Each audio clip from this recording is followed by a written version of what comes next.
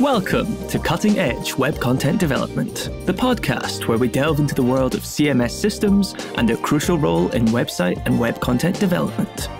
In each episode, we'll explore the reasons why founders, CEOs, CTOs, and CMOs of web content development companies need CMS systems to thrive in the digital landscape.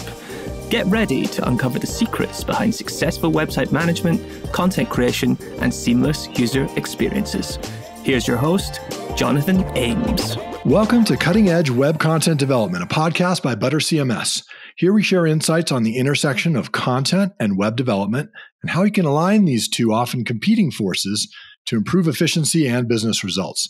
Joining us in this episode, we have Petrit, and he is the head of SEO at Tactica in Kosovo, and he's also a lecturer on the subject, and he's going to be talking to us a little bit about multilingual SEO, and this is a great one.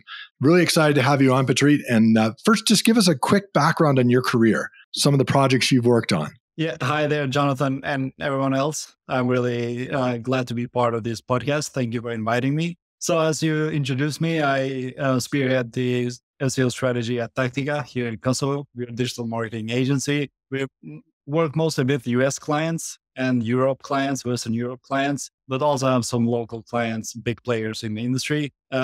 I started doing SEO when the pandemic hit, the COVID pandemic hit. I did some previous work as a freelance writer for a local company doing content writing myself. And I got introduced to WordPress and to Yoast. I was always a tech guy, so I spent my entire life gaming and just browsing the internet. So I was pretty familiar with the tech side of the internet, but I was never really aware of why certain pages just show up when you look for stuff on Google. It just never came to my mind that maybe there's someone doing work or magic behind the results. So when I started the content writing gig as a freelance writer and contributor, my manager at the time told me to take care of that one little thing you see on WordPress, which is just a red or a yellow or a green flag from Yoast SEO, the most famous plugin. Yeah. And he told me to just keep an eye on that. And then I was like, well, what is this? So I opened it up, I read more, and then I realized that SEO is a profession.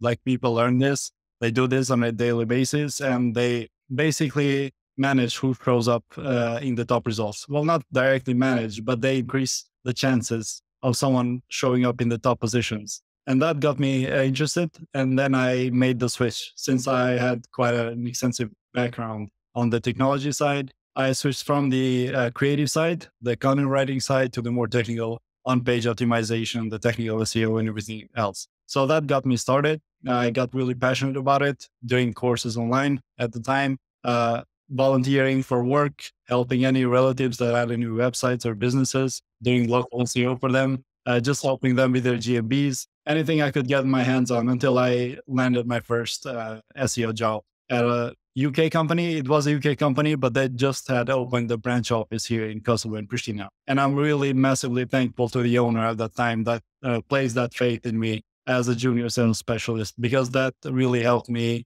gain my first steps in the industry and learn a lot. So that's how I got started, basically. Yeah, that's an interesting story. And it seems that of all the SEO specialists I've talked to, all of them started out just kind of playing around with SEO and those questions of why is this page ranking versus that page? Because obviously there may be a few now, but there's very few universities a few years back that had any kind of degree around search engine optimization. It simply wasn't something that existed. So if you are an SEO specialist or you work with SEO, you've had to learn it on your own. So it's a very common thing I've seen. Well, talk to us a little bit about multilingual. I mean, in today's age, I think most companies that are online want to reach a larger audience. And part of reaching a larger audience means being multilingual. Here in the United States, we're a little spoiled because English is a very commonly used language, but especially in Europe, there are dozens of very common languages that are used. And so it's very hard to only use your own language that you grew up with and expect to be able to grow very far. So talk to us strategically about why multilingual SEO is important. Well, as you said it yourself, when I joined Tactica, we were mostly working with US-based clients. So multilingual issues were not really part of our daily activities because most of the websites were just in English. There were no other languages involved. But then we started onboarding big clients in Western Europe. And then we were faced with this big issue of adapting their content to multiple countries that they service, and the plethora of all the dialects within the same language, and trying to localize for all the different regions. Because, like France or Germany or other big countries that have a lot of many countries within them, they have a lot of dialects and a lot of differences when it comes to the language. So that's when we were first faced with this issue. And honestly, to be fair, I did not have a lot of hands-on experience. Like when you do a lot of training for SEO and you optimize the website for SEO,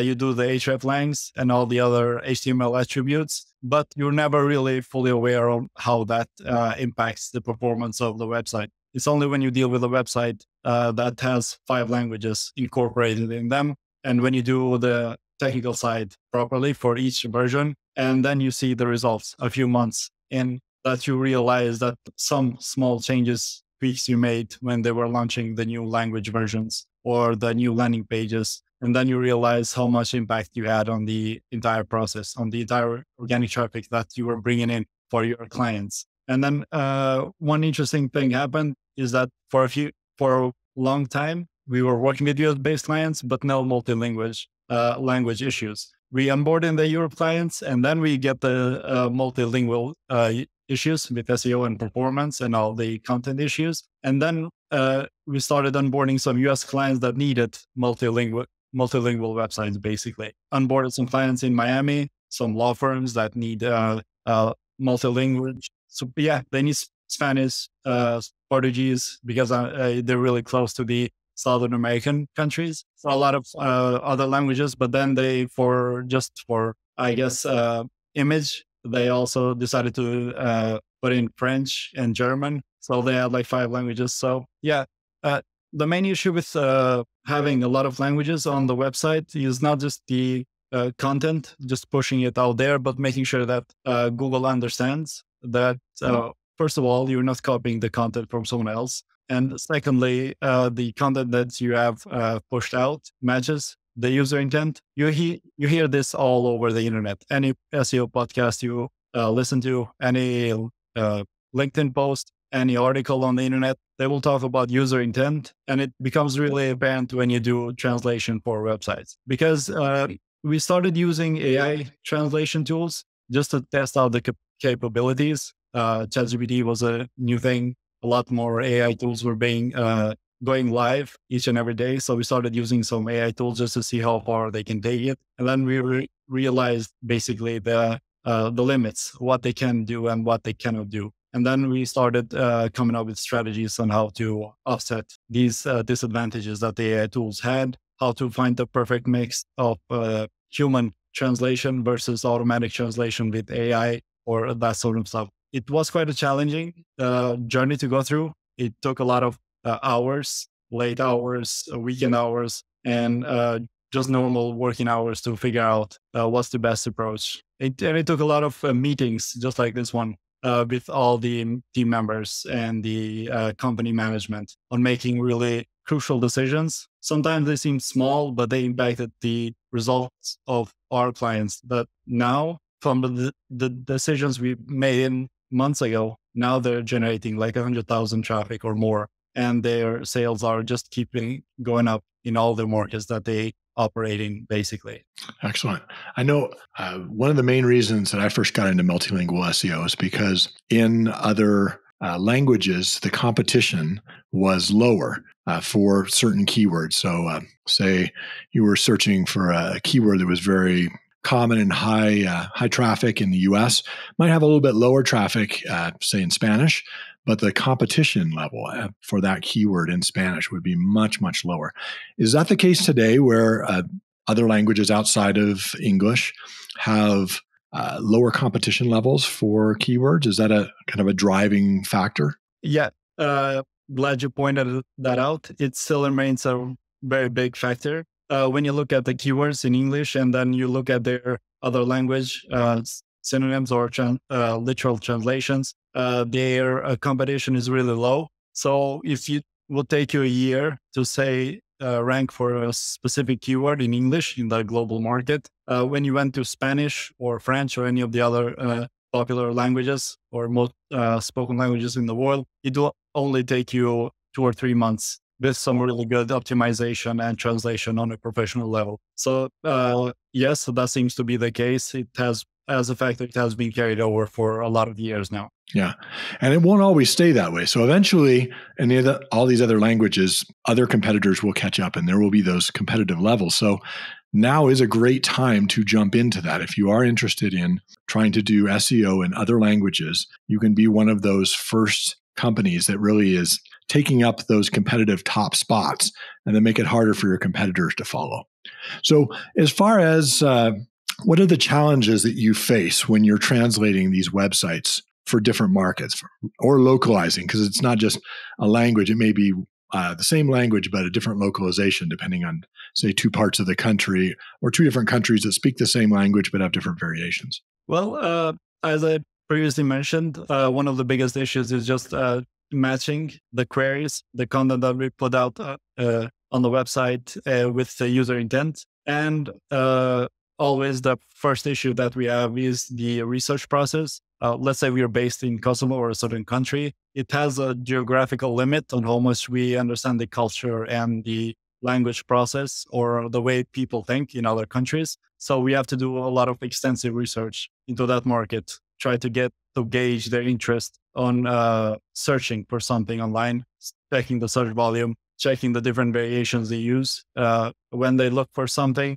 And finally, we have always a need to consult with a professional translator that will also translate the content, but we need to go through some sessions where we just in general talk on how people think. We try to find a translator that is as native as possible to the target language that will understand the way people think in a certain region within a country, not just a country, but maybe in a specific region if the client is that specific. So the first thing is doing that, basically understanding the audience, the way they think. Because let's just say, for example, we translate the content in German for a Swiss client, not a German client, and the content is there. It's perfectly translated. We use the Swiss translator. The client is happy with the translation because he's a Swiss national. So he likes the translation. It's local to him. And then we push that out to Google. A few months in, the content is not performing that well. And then we do an analysis on what's happening. And then we consult a few other translators and a few other SEO consultants on why that might be happening.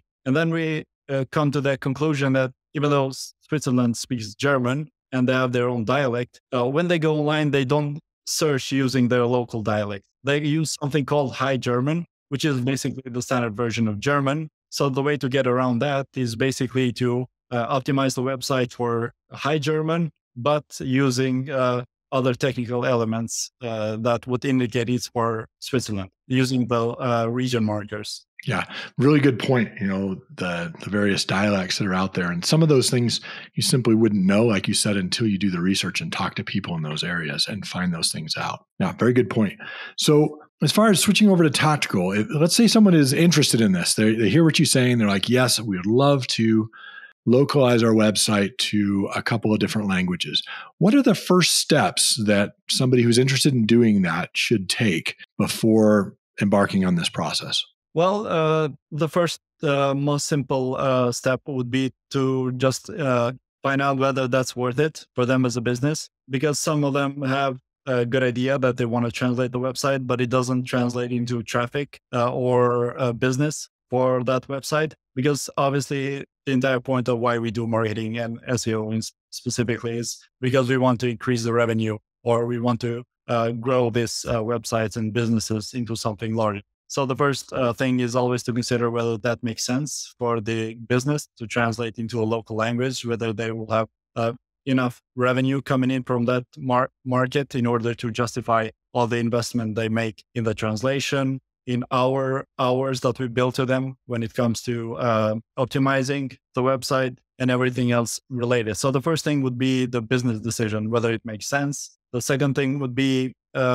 whether they would get away with using an automated translation, or they would need to hire a professional translator. professional translators will cost a lot. And depending on what sort of industry you're in, on how hard it is, depending on the keyword difficulty you have, sometimes you can get away with AI generated translations. And that's fine because maybe you're targeting a market and your niche is really something specific and easy to rank for. So you don't need to make the entire investment of hiring a professional translator. So those would be the main things. And the third thing would always be choosing the right people that you trust the optimization in. And if you are a company that is trying to do the optimization, make sure that you have people, or let's say you're an SEO consultant, make sure that you understand that different areas or markets will think differently. And the way they approach Google or any other search engine might differ from one another. Try to get under the skin of a local guy out of Geneva or Zurich or any other market, let's say in Switzerland, and try to understand how they might search on the internet. What's their intent? Are they looking just for information? Or are they looking to buy something? Is that a deal breaker? Do they make decisions online? There are a lot of things to consider when doing localization for specific markets. That's great. So think about the business case. Make sure that there's a business case that's viable for translating to that market. Then look at if you need an AI or a professional translation for doing that, depending on the competition. And then finally, look at how you're going to translate it. The third point was translating to SEO, correct? Yeah. Basically, the translation that a translator will give you is not the one that you want for SEO sometimes. Yes. Just sometimes.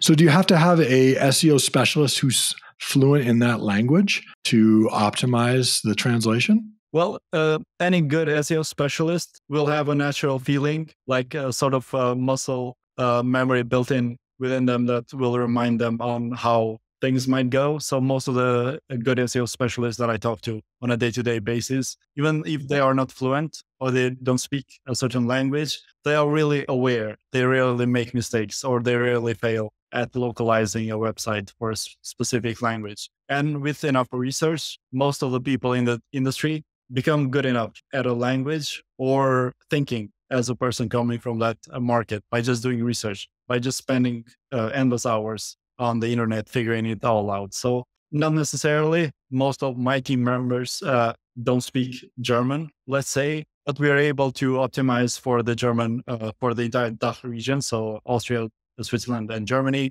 We optimize in quite good, and we get quite good results from all the optimization we make. So not necessary. Very good. What are some of the common mistakes you see out there in multilingual websites? Well, the first level of mistakes is always the technical one. The most common one is just not using the hreflang attributes in the HTML of the pages. That's always the biggest issue. The second one that I've seen happen quite a lot recently, actually, I don't know why, but a lot of the websites that I've come across lately have this sort of dynamic translation built in on their website. So you go to the language selector, you switch to a different language, the content changes dynamically, but the page doesn't reload. So, and the client then wonders why their Spanish version or their French version is not doing anything. Their impressions in Search Console and their clicks drop to, let's say, minimum, or they're completely dropping out of index. And then they come to us and they ask for analysis, and the analysis is pretty simple. The language implementation you have on the website is not the best one for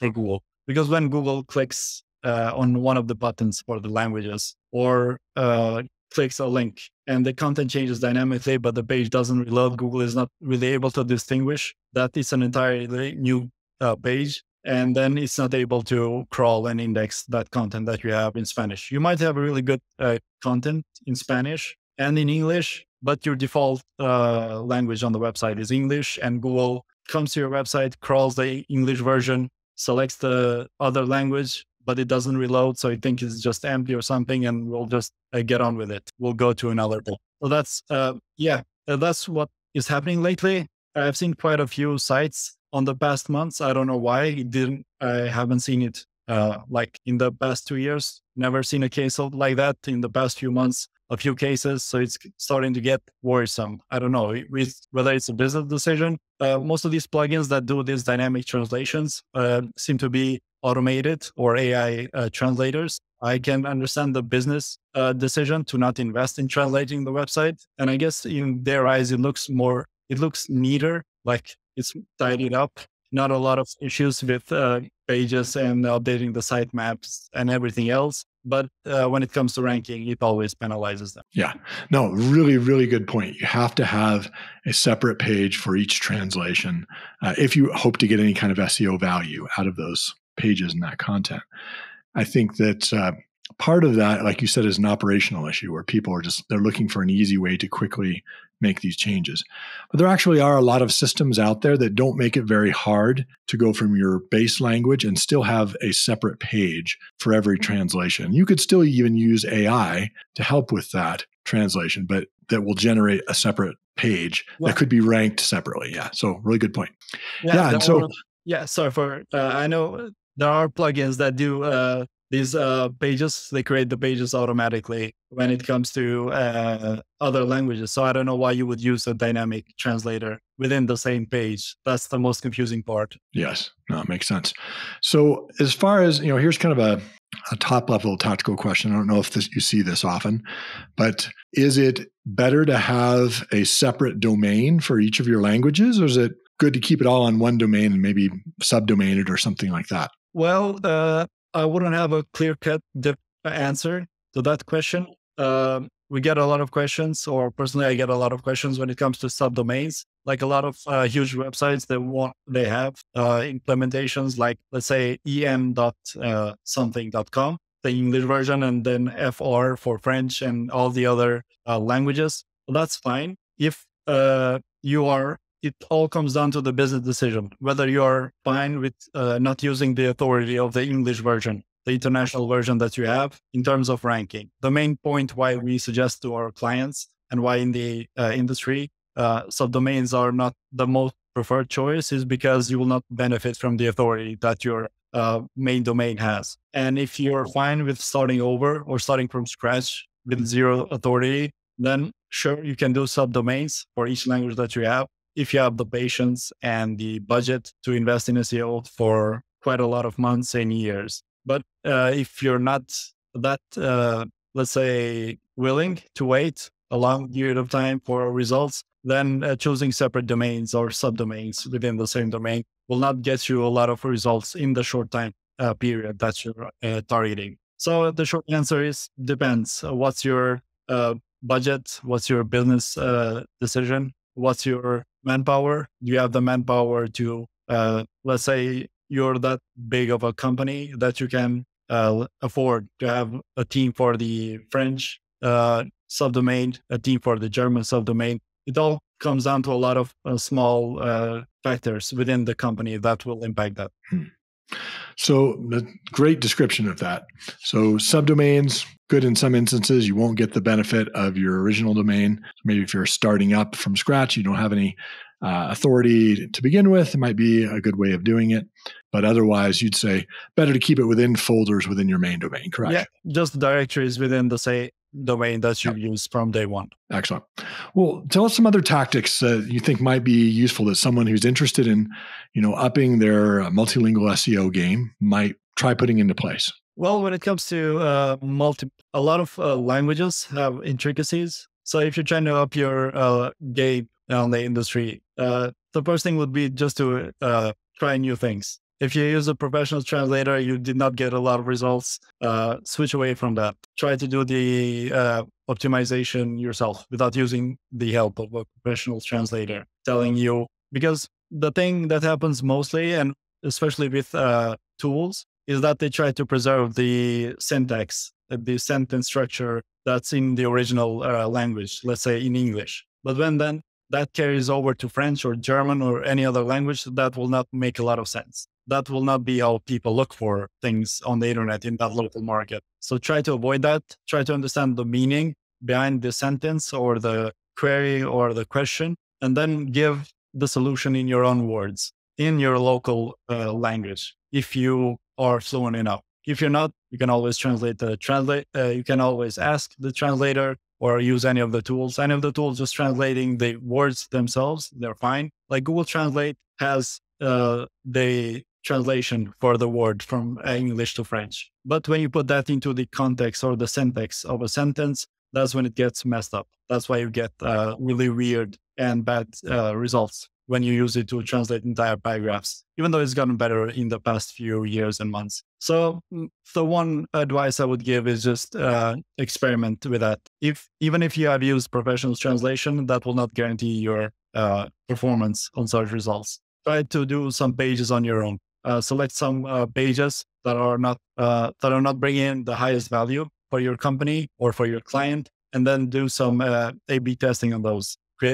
Create different versions of those pages and see which one ranks better. But you will always need to be patient. As we mentioned earlier, in these other languages, the competition is not that high, and it doesn't take a lot of time to really rank or see the results of your work. So it will not take a lot of time for you to see the data and come to a conclusion whether doing that is better than using a professional translator or vice versa. Mm-hmm.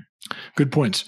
So for someone maybe looking to try something different and they want to either find a new translator or maybe try an AI translation, do you have any tips around how to choose a good translator or how to evaluate one AI version of translation versus another? Well, I do have a tip. Try to find a translator that has had some sort of experience in content writing. Not because translators are in a way content writers. They write the content in a different language for you basically, but try to find someone that likes content writing in general, because they will understand the creative side. And try to find someone that has heard of SEO at least. Try to educate them. If you can find someone good and they are really known in the industry or in their specific language, work it out with them. See if they're interested in learning more about the purpose of SEO, why you're doing this. Because you can just send the copy to a professional translation agency or a company or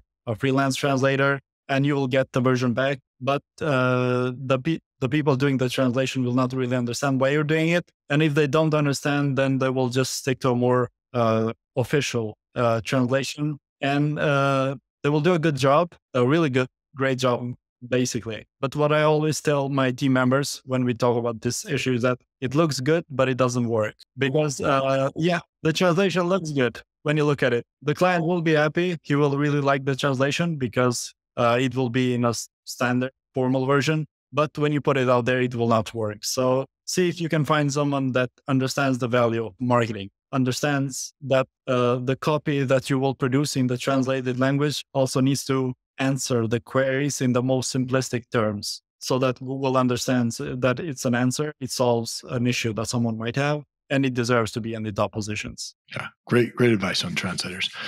Well, tell me a little bit. I always like to ask my guests this, some personal career questions.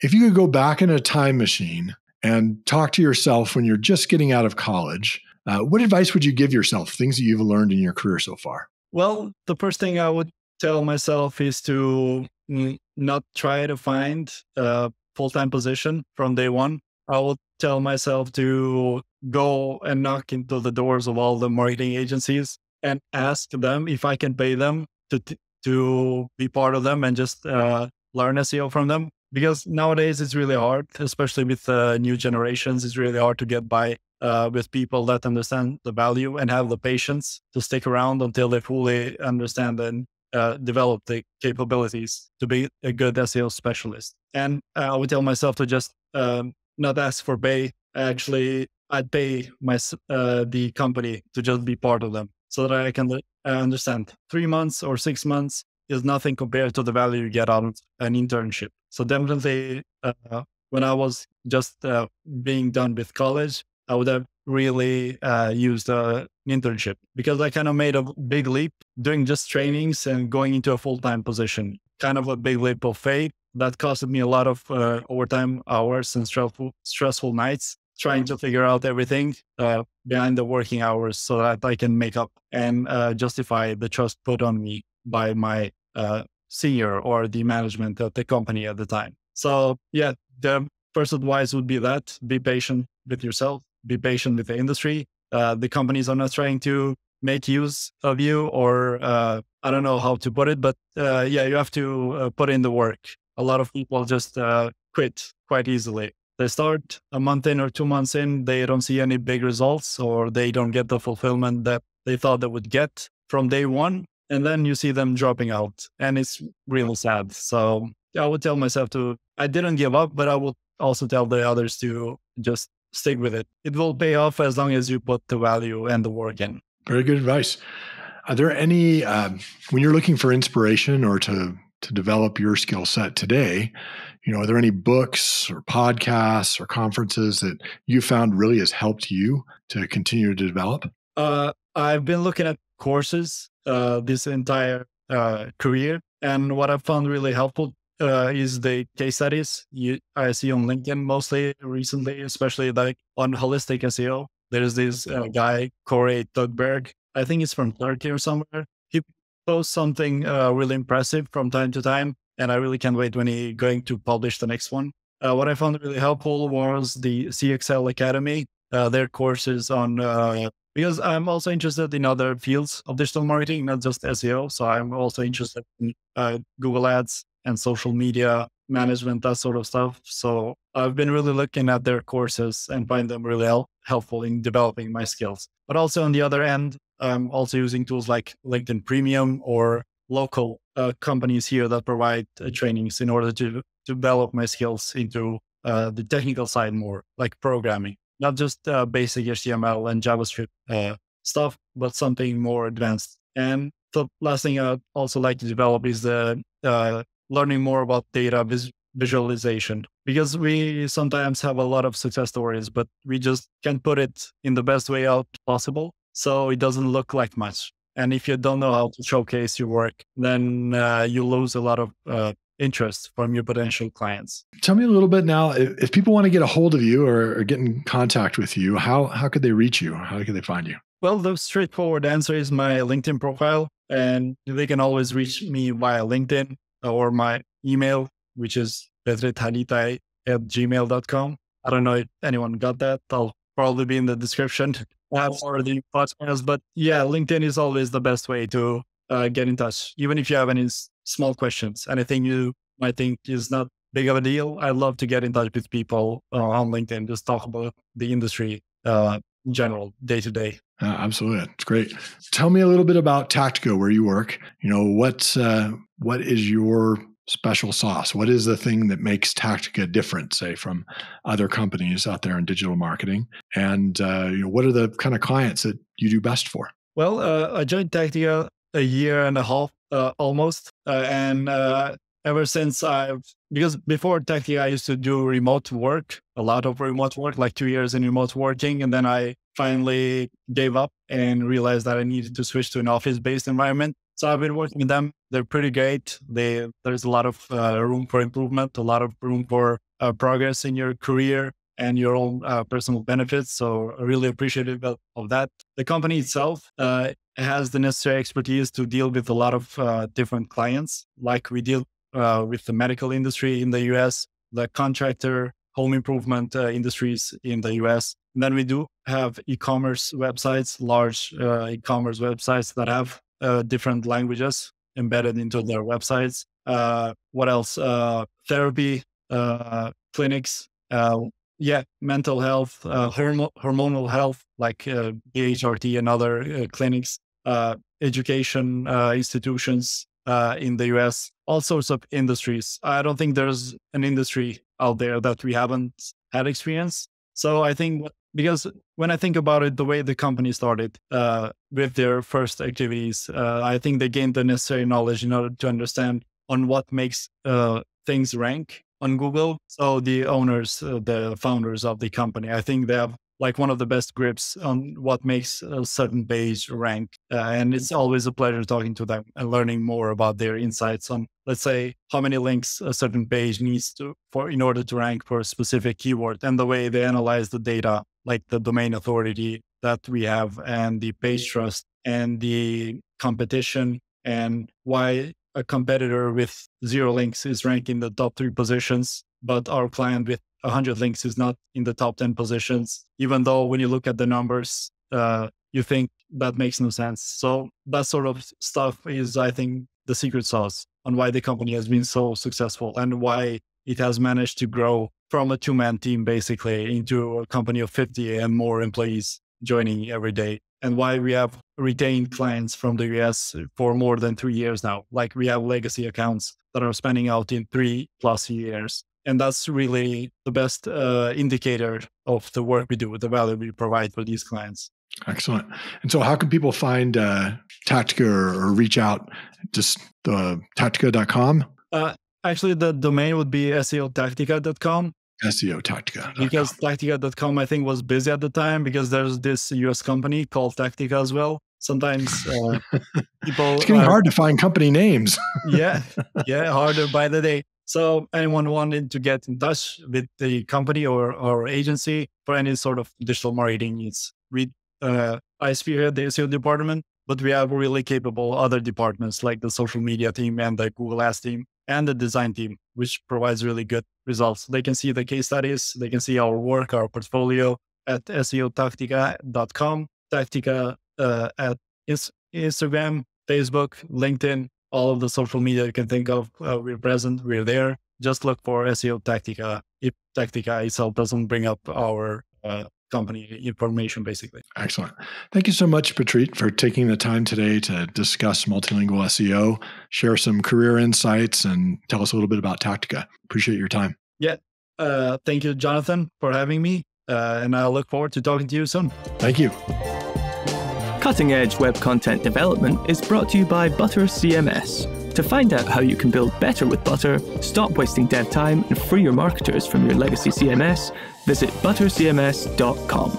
Also, make sure to search for Cutting Edge Web Content Development in Apple Podcasts, Spotify, and Google Podcasts, or anywhere else podcasts are found. Make sure to click subscribe so you don't miss any future episodes. On behalf of the team here at ButterCMS, thank you for listening.